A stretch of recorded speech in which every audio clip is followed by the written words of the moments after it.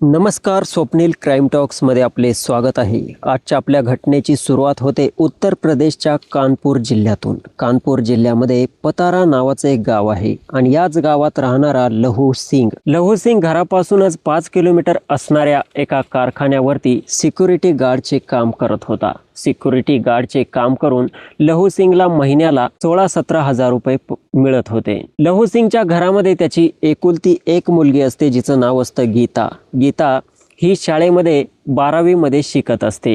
गीता ही शाळेमध्ये अतिशय हुशार मुलगी असते आणि रात्रंदिवस ती पुस्तकांना चिटकलेली असायची. तिचं एकच स्वप्न होतं की मोठे बनून शाळा शिक्षण करून आपल्या वडिलांचं लहू सिंग यांचं नाव खूप मोठं करायचं आणि हीच या मुलीची जिद्द होती. लहू सिंग देखील आपल्या मुलीवरती खूप प्रेम करत होता, कारण लहू सिंगच्या पत्नीचं 3 वर्षांपूर्वी गंभीर आजाराने निधन झालं होतं. तेव्हापासून गीताची जबाबदारी या लहू सिंगनेच उचलली होती. जेवढं काही त्याला पेमेंट मिळत होतं त्या सर्व पेमेंटमधून आपल्या मुलीचं शिक्षण, खाणं पिणं सर्व हा लहू सिंग बघत होता. लहू सिंग हा असा एक व्यक्ती होता, गावामध्ये त्याचा कोणाशीही काहीही वाद नव्हता. अतिशय इमानदार व्यक्ती होता. त्याचे गावात कोणाशीही काही वाद नव्हता, ना कोणाशी काही वैर होतं. आपलं काम करायचं आणि आपल्या घरी यायचं, आपल्या मुलीची काळजी घ्यायची. आता त्याची जी मुलगी होती गीता, या लहू सिंगसाठी स्वयंपाक वगैरे बनवत असायची, घरातील धुणं वगैरे करत असायची आणि त्यानंतर सकाळी 9 वाजता आपल्या कॉलेजसाठी निघत असायची. लहू सिंग हा मात्र सकाळी 8-8:30 वाजताच आपल्या ड्युटीवरती चालल्या जात होता. 22 फेब्रुवारी 2026चा दिवस असतो. गीता आपल्या वडिलांना नाश्ता वगैरे बनवून देते, टिफिन पॅक करून देते. तिचे वडील बोलतात की तू शाळेमध्ये खूप उशिरा जात असते, तू लवकर शाळेमध्ये जात जा. तर ही गीता बोलते की माझी जी गावातील मैत्रीण आहे कायरा, ही घरी येत असते आणि त्यानंतर आम्ही दोघी सायकलने शाळेमध्ये जात असतो. लहू सिंगच्या घरापासून शाळेचं अंतर हे 1.5 किलोमीटर असतं. लहू सिंग आपल्या मुलीला काळजी घेण्यासाठी सांगतो आणि आपल्या सिक्युरिटी गार्डच्या ड्युटीसाठी निघून जातो. आता गीता जी असते आपला टिफिन वगैरे पॅक करते आणि तितक्यात तिची ती मैत्रीण तिच्या घरी चालून येते, जिचं नाव असतं कायरा. ही कायरा गीताला बोलते की तू रोजच उशीर करते, त्यामुळे आपल्याला शाळेला जाण्यासाठी खूप वेळ लागतो. शाळा तशी पण आपली 1.5 किलोमीटर आहे. तर ही गीता बोलते की तुझ्या घरी तुझी आई आहे, माझ्या घरी माझी आई नाही, त्यामुळे मला सर्व कामे बघावी लागतात. आणि अशा प्रकारे यांचं बोलणं वगैरे होतं आणि त्यानंतर सर्व आवरल्यानंतर त्या दोघी सायकल काढतात आणि सायकलवरती आपल्या शाळेच्या दिशेने जाऊ लागतात. आता जी शाळा होती ही अगदी शेतामधून त्या शाळेमध्ये जावे लागत होते. रस्त्याच्या कडेला येथून तेथून शेत होते आणि पुढे शाळा होती. लहू सिंगच्या घरापासून 100 मीटर अंतरावरती त्या गावातील श्रीपाद पटवारी नावाच्या एका व्यक्तीचं घर होतं. श्रीपाद पटवारी हा उच्च खात्यामध्ये सरकारी नोकरीवरती होता आणि श्रीपादने रिश्वत घेऊन अनेक सारा पैसा लुबाडलेला होता. श्रीपाद त्या गावातील अतिशय श्रीमंत व्यक्ती होता आणि या श्रीपादचाच एक मुलगा होता, ज्याचं नाव होतं नीरज हा एक असा मुलगा होता ज्याला नेहमी गुंडागर्दी करण्यासाठी आवडत होते. वेगवेगळ्या महिलांची छेडखानी करणे, वेगवेगळ्या मुलींची नावे घेणे, असे प्रकार तो करत होता. जेव्हा कधी त्याचे गावामध्ये कोणाशी वाद होत असायचे तेव्हा श्रीपाद हा आपल्या मुलाचीच बाजू घेत असायचा. पैशांची कसली कमी नव्हती आणि वडील हे मुलाची बाजू घेऊन टाकतात. त्यामुळे जो नीरज होता हा त्या गावातील अतिशय उद्दांड मुलगा होता. त्याला जी कोणी मुलगी दिसली त्या मुलीचा तो उपभोग घेऊ बघत असायचा. तर असंच जेव्हा ही कायरा आणि गीता आपली सायकल घेऊन शाळेकडे निघतात, हा जो नीरज असतो हा दोघींकडे बघतो. नीरज बघतो की जी गीताची मैत्रीण आहे कायरा, ही दिसायला अतिशय सुंदर आहे आणि या मुलीला काही झालं तरी मिळवायचंच. आता गीता आणि कायरा जशा सायकलने शाळेकडे जाऊ लागतात तसा हा नीरज आपली कार काढतो आणि त्यांच्या मागावरती जातो. अर्ध्या रस्त्यामध्ये शेताच्या ठिकाणी कार थांबवतो, यांचा रस्ता अडवतो. यांचा रस्ता अडवल्यानंतर तो कारमधून उतरतो आणि जी कायरा असते या कायराला बोलतो की काय तू शाळेमध्ये जाऊन काय करणार, माझ्यासोबत आलीस तर तुला मी हॉटेलमध्ये घेऊन जाईल, त्या ठिकाणी आपण मजा वगैरे करू. एवढं सर्व ऐकून कायराला अतिशय राग येतो आणि कायरा नीरज हे सर्व बोलत असतानाच त्याच्या तोंडावरती अक्षरशः थुंकते आणि त्याला बोलते की तुझ्या बहिणीलाच तू हॉटेलमध्ये घेऊन जा आणि तिच्यासोबत मजा कर, तुला आणखी मजा येईल. आता एवढं सर्व बोलल्यानंतर नीरजला आणखी राग येतो. आता नीरज कायराला बोलतो की आता तू मला इतकं बोलली तर मी पुढे चालून तुला एक दिवस उचलणार आणि तुझी ती हाल करणार, त्यानंतर तू कोणालाही तुझं तोंड दाखवण्याच्या लायकीची राहणार नाही. आता एवढं सर्व कायराला बोलत असताना कायराची जी मैत्रीण होती गीता, हिला राग येतो आणि गीता नीरजच्या 2 कानशिलात लगावते. आता 2 कानशिला जेव्हा नीरजच्या पडतात, नीरज प्रचंड रागाने लालबुंद होतो आणि गीता आणि कायराला धमकी देतो की तुम्ही दोघीही मुली आता कोणाला तोंड दाखवण्याच्या लायकीच्या राहणार नाही, लवकरच मी तुमचा बदला घेणार आहे. आणि एवढं बोलून हा नीरज आपल्या कारमध्ये बसतो आणि कार सरळ दारूच्या ठेक्यावरती घेऊन जातो. तेथे बसून प्रचंड प्रमाणात दारू पिऊ लागतो. त्याला गहिरी नशा होत असते. इकडे कायरा आणि गीता या आपल्या स्कूलमध्ये पोहोचलेल्या असतात. तेथे त्यांचं शिक्षण वगैरे सुरू होतं. लगभग दुपारचे 12 वाजलेले असतील.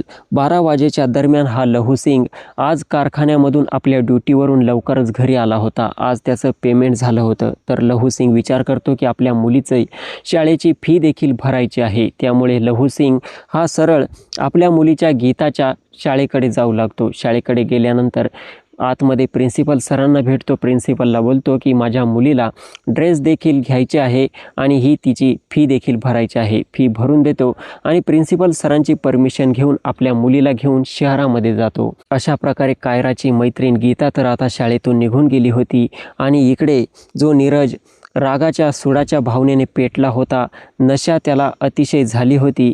आता लगभग संध्याकाळचे 4 वाजले असतील. नीरज विचार करतो की या मुलींना आजच धडा शिकवायचा. या उद्देशाने नीरज ती कार घेतो आणि या शाळेच्या दिशेने जातो. तो शाळेत जाऊन पोहोचतो, कार साईडला लावतो आणि शाळा सुटण्याची वाट बघू लागतो. आता जेव्हा 4:30 वाजतात शाळा सुटते, शाळेमधून सर्व विद्यार्थी बाहेर पडू लागतात. हळूहळू शिक्षक लोक बाहेर पडू लागतात. सर्व मुलं शिक्षक आपापल्या घरी जात असतात. तर हा नीरज बघत असतो. तर या नीरजची नजर गीता आणि कायरावरती असते. मात्र त्याला गीता कुठेही दिसत नव्हती. गीता कुठेही त्याला दिसली नाही, मात्र कायरा त्याला दिसली होती. आणि नीरज हा सुडाच्या भावनेने पेटला होता. दारूची नशा त्याला झालेली होती.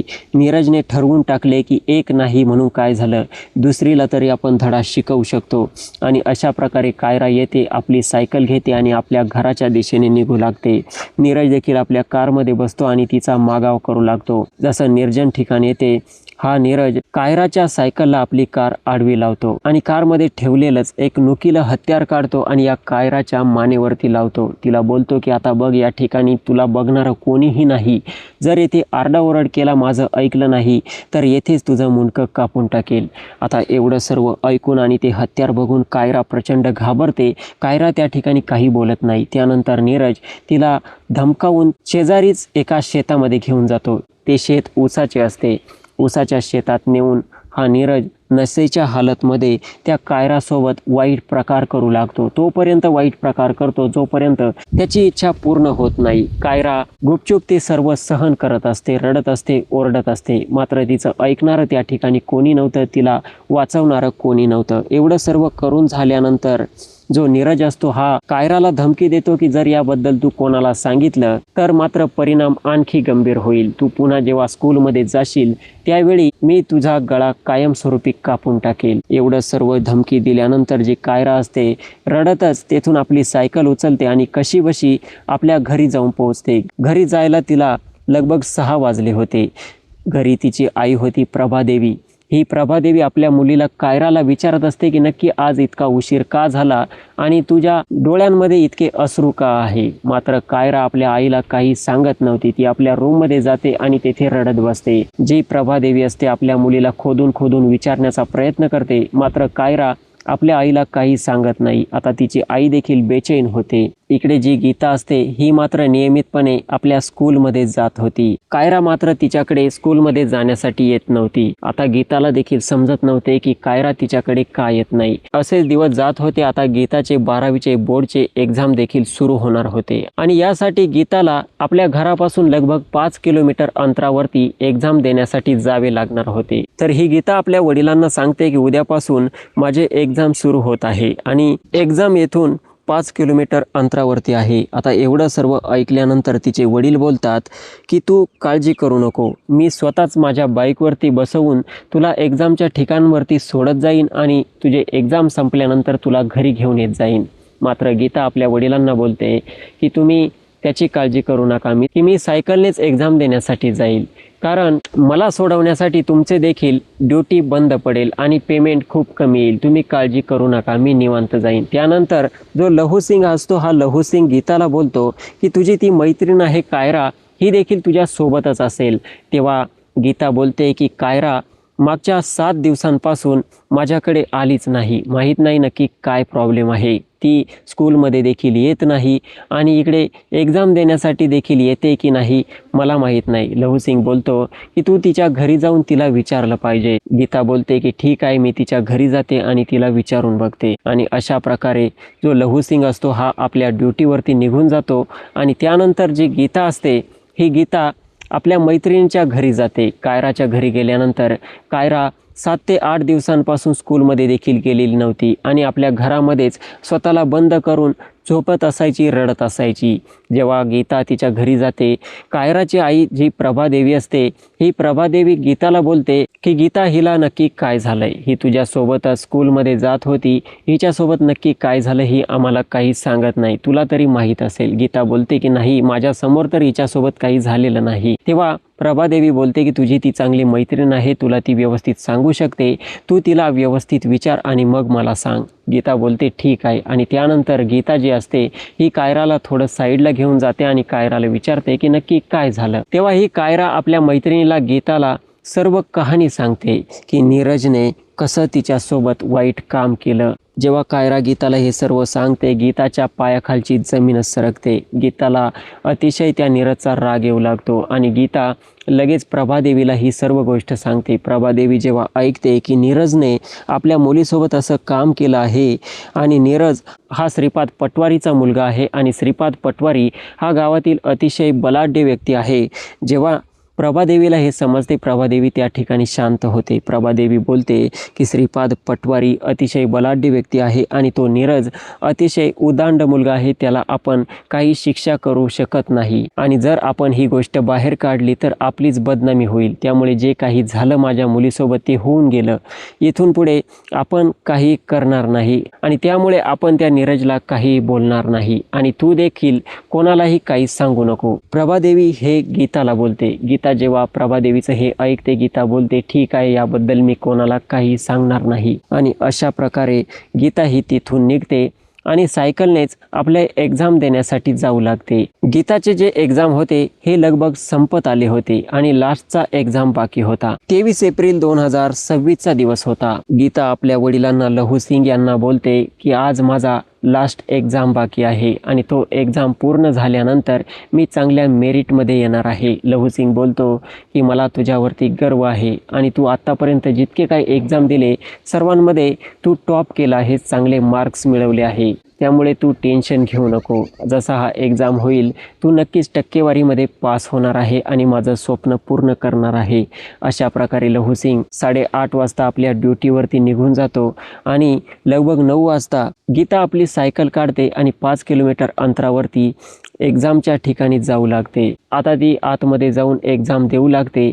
मात्र इकडे जो नीरज असतो, या नीरजने हा प्लॅन अगोदरच बनवून ठेवलेला असतो. नीरजला गीताचा बदला घ्यायचा असतो, कारण गीताने त्याच्या 2 कानशिलात लगावल्या होत्या. नीरज आता शेवटचा दिवस बघून दारूच्या ठेक्यावरती जातो आणि तेथून 4 खंबे घेतो. 4 खंबे घेतल्यानंतर आपल्या शेतामधील फार्म हाऊसवरती जातो आणि त्याचे 2 मित्र असतात ज्यांचं नाव असतं रवी आणि किशन.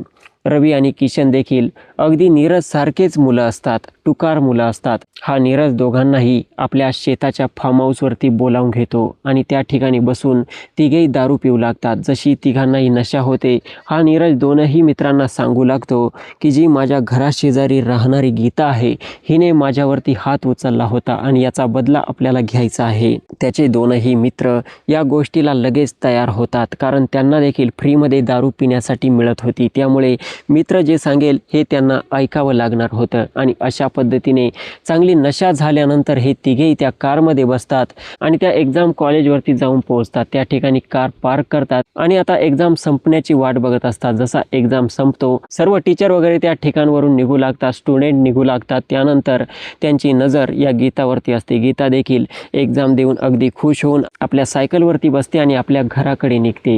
गीतालाही देखील माहीत नव्हतं की आज तिच्यासोबत काय होणार आहे. ती सायकल आपल्या घराच्या दिशेने चालवू लागते आणि इकडे हे तिघे मित्र दारूच्या नशेमध्ये ती कार तिच्या मागे लावतात.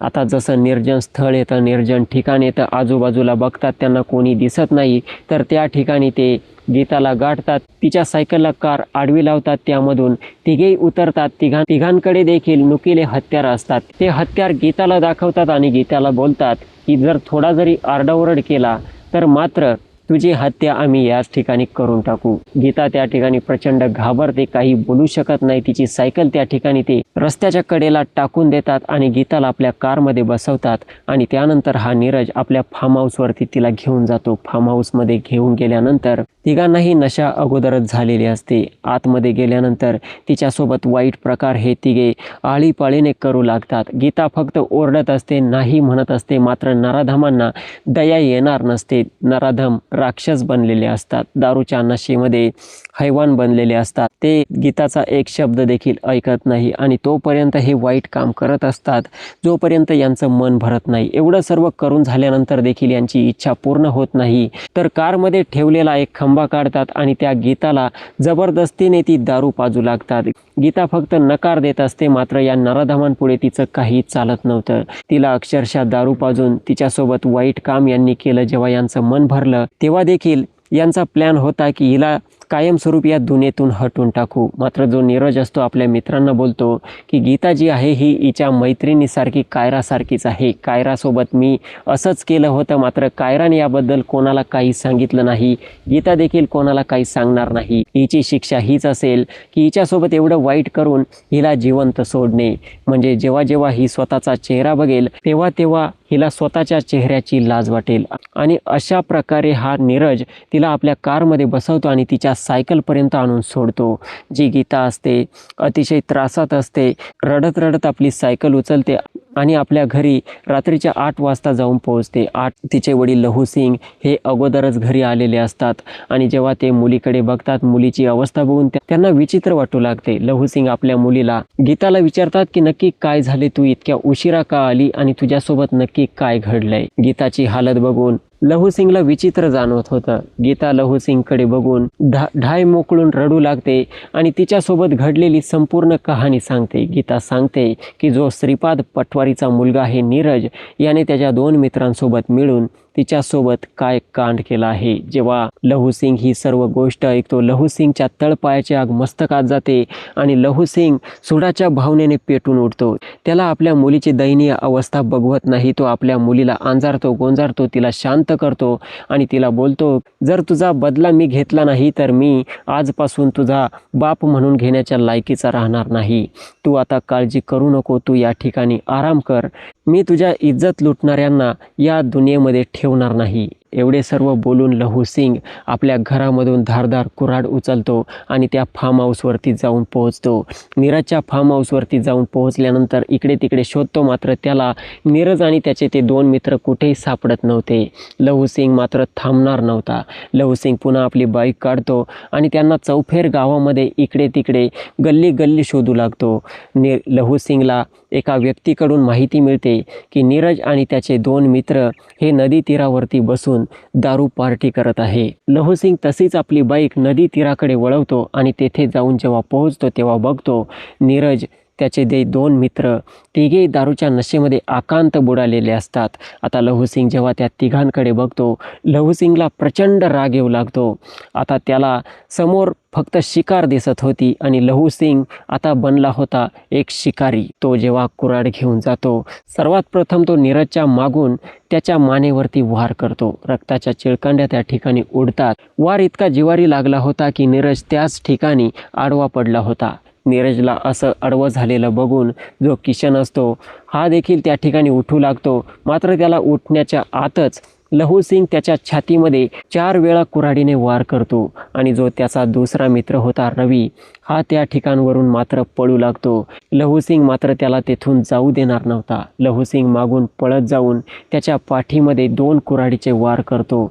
अशा प्रकारे या तीनही मित्रांचं काम तमाम केल्यानंतर लहू सिंग रात्रीच्या 12:30 वाजता आपल्या घरी येतो आणि आपल्या मुलीला घेऊन हॉस्पिटलमध्ये जातो. तिचा उपचार करतो. तिला सांगतो की बेटा येथून पुढे तू तुझी काळजी घे, कारण मी जे काम केलं आहे त्याबद्दल मला कायदा कानून सोडणार नाही. जे लोक तुझ्या वाईटावर होते त्यांना मी कायमस्वरूपी या दुनियेतून हटवलं आहे. एवढं सर्व बोलून लहू सिंग मात्र स्वतःच पोलीस स्टेशनला हजर होतो आणि पोलिसांना त्याने केलेली सर्व कहाणी सांगतो. पोलीस जेव्हा हे ऐकतात पोलीस हैराण होतात. त्या तिघांची बॉडी ताब्यात घेण्यात येते, पोस्टमॉर्टम करण्यात येतो आणि इकडे लहू सिंग विरुद्ध मात्र चार्जशीट तयार करण्यात येते. आता येणारं भविष्य ठरवेल की कोर्ट लहू सिंगला कोणती शिक्षा सुनावते. मात्र मित्रांनो मला सांगा, या घटनेदरम्यान लहू सिंगने त्या 3 मित्रांसोबत जे केले ते योग्य होते की अयोग्य होते? आपले मत कमेंट सेक्शनमध्ये नक्की मांडू शकता. बाकी या व्हिडिओचा माझा उद्देश कोणाच्या भावना दुखावणे, कोणाला बदनाम करणे किंवा अश्लीलतेचा प्रसार करणे नाही, तर आपणास जागरूक करणे आहे. समाजात अशा घटना घडत असतात, त्यामुळे प्रत्येकाने सजग आणि सावध राहा. आपली आणि आपल्या कुटुंबाची काळजी घ्या आणि अशाच क्राईम स्टोरीज नेहमी ऐकत राहण्यासाठी स्वप्नील क्राईम टॉक्स या यूट्यूब चॅनलला सबस्क्राईब करा. जय हिंद, वंदे मातरम.